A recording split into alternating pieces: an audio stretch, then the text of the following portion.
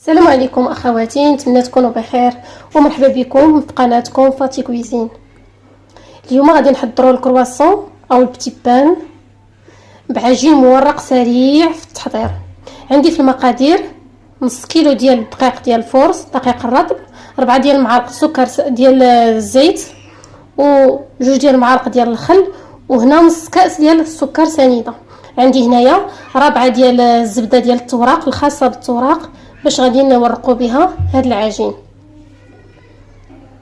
هاد المقادير بالنسبه لي بتي بان العجين المورق الحلو. الا كنتو باغيين تستعملوا عجين مورق المالح غادي تستغناو على السكر، وغادي نعوضوه بمعلقه صغيره ديال الملحه. غادي نبدا بمزج هاد المكونات. اول حاجه غادي نبدا بدقيقه الفورس مع الزيت والخل وسنيده تبسبس داك يتلبس بداك الزيت، وعاد نضيف له كاس كبير من الماء او 4 ديال الماء. كتكفي لنا لهاد نص كيلو ديال الفورس، كتجي معاها هي هذيك. غادي نعجنو وغادي نرجعو باش نورقوه بهاد الزبده. من بعد ما وجدت ليا العجينه غادي نطلقها. بطبيعه الحال غادي نستعنو بالدقيق، غنطلقها كلها وعاد نحك فوق منها الزبده الخاصه ديال التوراق.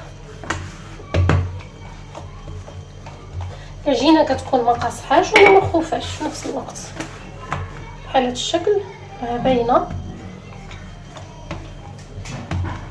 باش يسهل علينا نطلقوها. من بعد ما ساليت الحكان ديال هذيك الزبده غادي نبدا نرولي هاد العجينه. الزبده باش تعاونكم في الحكان ديالها بقاو ديروها في الثلاجه قبل ما تبداو هاد الوصفه. ديروها في الثلاجه باش تسهل عليكم في الحكان، ودردروا على الحكاكه شويه ديال الدقيق باش ما تبقاش تلصق الزبده.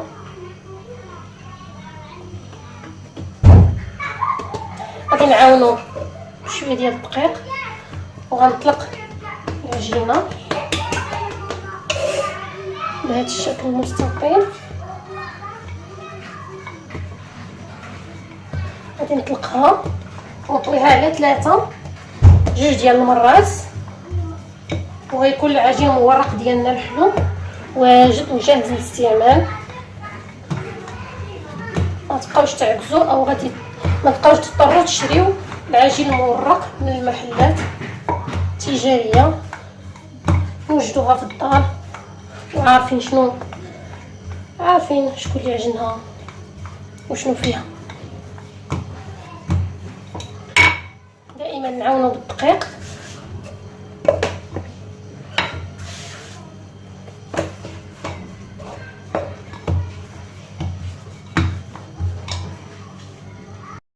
غادي نطويها دابا.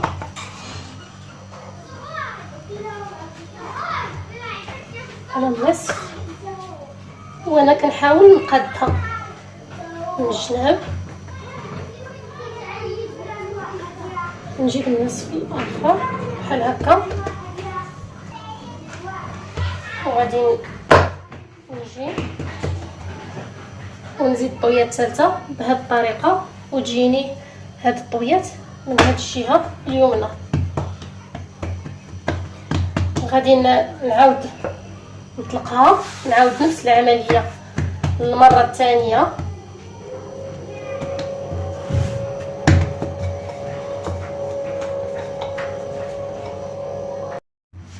دابا غادي نطويها للمره الثانيه، قد لها بعد هاد الريوس.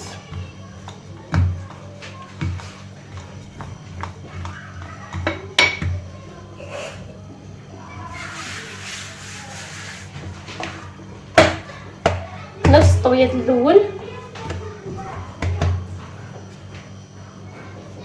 نجيبها من النص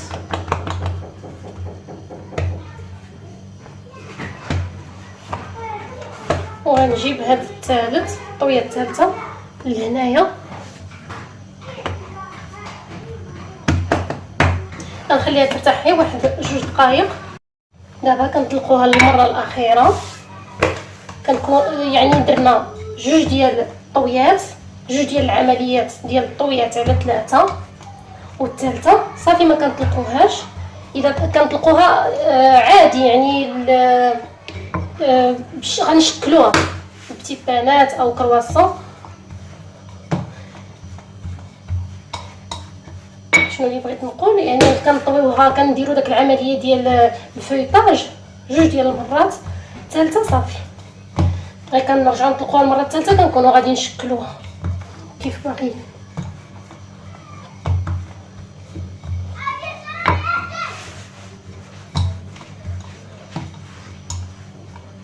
دابا انا هذه الطلقه الاخيره غادي نطويها ونخليها.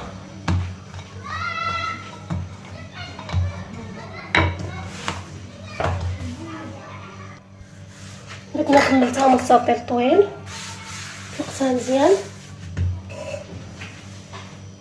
بهذا الشكل. غادي نرجع نبدا بهذا الطرف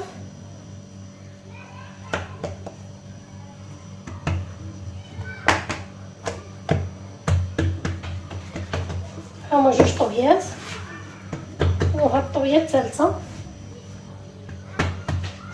دابا صافي جاهزه للاستعمال. انا غادي نستغل الفرصه صيدتها غادي نحضر بها تيبانات ولا لي كرواسون. شوفوا معايا كيف كتجي الفيطاج ديالها كيكون باين.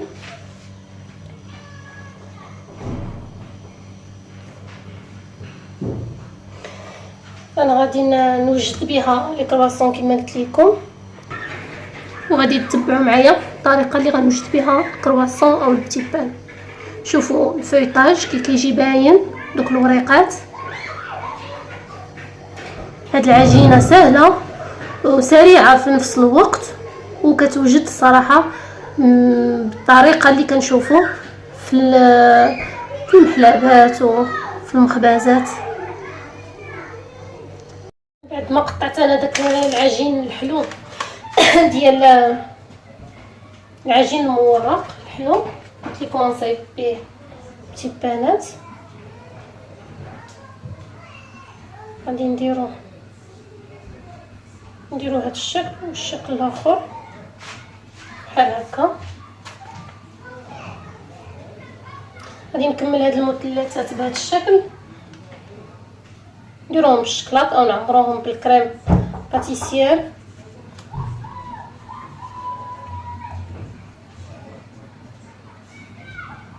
غادي نطلق النصف الاخر ونشكلو بالطريقه الاخرى بحال هكا. نضعهم في الطبسيل ندهنوهم بالبيض وندخلوهم الفران درجه الحراره متوسطه. ملي يطيبوا نشوفوا الشكل النهائي تاعهم.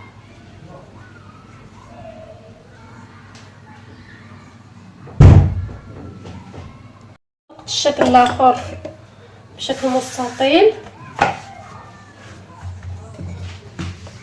نقادو حتى هو. غنديروا الشكل الاخر ديال التيبان، غادي نقسمو على النصف.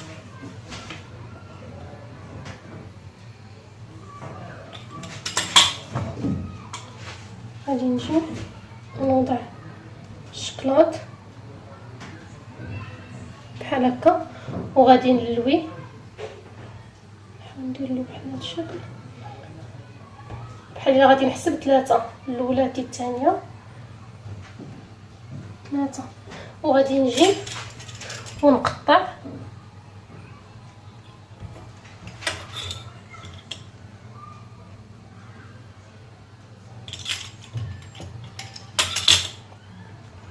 بحال هكا ونخليه في نديروها في نعاودو وحده اخرى. غادي نلويوها عادي 3 ديال الليتور بحال هكا وغنحاول نقطع هذه. غادي ندهنوهم بالبيض، نحاول حتى هذه ما نضيعهاش نخليها حتى هي. ندهنوهم بالبيض وندخلوهم للفران ومن بعد نتلاقاو مع هذا الشكل النهائي اللي درنا بالعجين المورق الحلو ديال اليوم.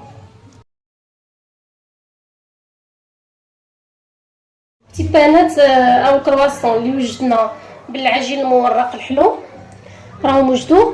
هادو خليتهم هكا، وهادو زوقتهم بشويه ديال اللوز مهرمش. نشوفوا كي كيجيو، راهم مازالين سخونين.